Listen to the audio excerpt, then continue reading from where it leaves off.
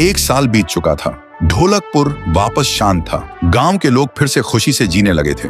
हर पूर्णिमा को लोग एक दिया जलाकर ठुन ठुन ठुन साहुर को याद करते थे। पर एक रात कुछ ऐसा हुआ जो फिर से सब कुछ बदल के रख दिया। लाशें फिर से मिलने लगी। हर 2 दिन बाद किसी न किसी के घर के सामने एक कटी हुई लाश पड़ी होती। गांव फिर से कांप उठा। एक दिन सब लोग महाराज के पास पहुंचते हैं और रो रो कर गांव की घटनाओं के बारे में बताते हैं। रात को महाराज 2 सेनापतियों से कहते हैं, जाओ और खोजो इस कांड के पीछे कौन है। लेकिन सुबह सिर्फ उनकी लाशें लौट कर आईं। एक का सिर था ही नहीं, दूसरे के पैर कट चुके थे।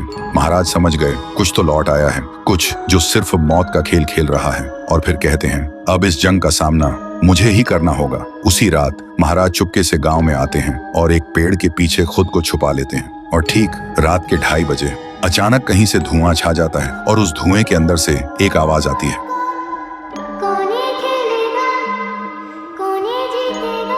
और फिर धुएं के बीच से निकलती है एक गुड़िया, गोल आंखें, एक बेजान सी मुस्कान, लेकिन चेहरा मौत का पैगाम। वो गुड़िया एक घर के गेट तक जाती है और बच्चों जैसा एक गाना गाने लगती है। उसके गाने की आवाज सुनकर एक आदमी बाहर आता है और अगले ही पल वो गुड़िया उसका सिर चबा जाती है। वो आदमी तड़प तड़प के वहीं जमीन पर गिर जाता है। महाराज सब कुछ देखते हैं। उनकी आंखें भर जाती हैं। उन्हें समझ आ जाता है इसके सामने जाना मतलब खुद का अंत लिखना है। अगली सुबह गांव के लोग इकट्ठा होते हैं। महाराज कहते हैं, ये पिछले भूत से भी ज्यादा डरावनी है।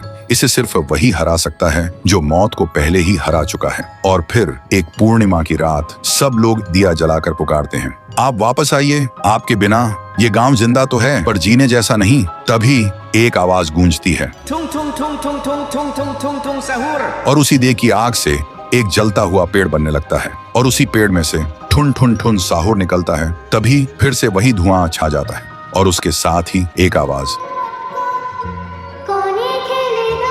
सब लोग घुटनों के बल गिर जाते हैं और कांपती आवाज में बोलते हैं, हमें बचाइए, वो आ गई है। ठुन ठुन ठुन साहुर एक जोरदार जंप करता है और सीधा उस धुएं में घुस जाता है और शुरू होती है एक आखिरी जंग। ठुन ठुन ठुन साहुर और गुड़िया की। जमीन कांपने लगती है, आसमान से बिजली गिरती है और जब धुआं हटता है तो दिखाई देता है गुड़िया बिखर चुकी थी। हाथ अलग, सिर अलग, पैर अलग। और तब से गांव में फिर से एक नई सुबह हुई। महाराज मुस्कुराए, गांव वाले जीने लगे और उस दिन के बाद ठुन ठुन ठुन साहुर सिर्फ एक भूत नहीं रहा, गांव का रक्षक बन गया। लेकिन उसी रात कुछ ऐसा हुआ जो किसी को भी पता नहीं चला।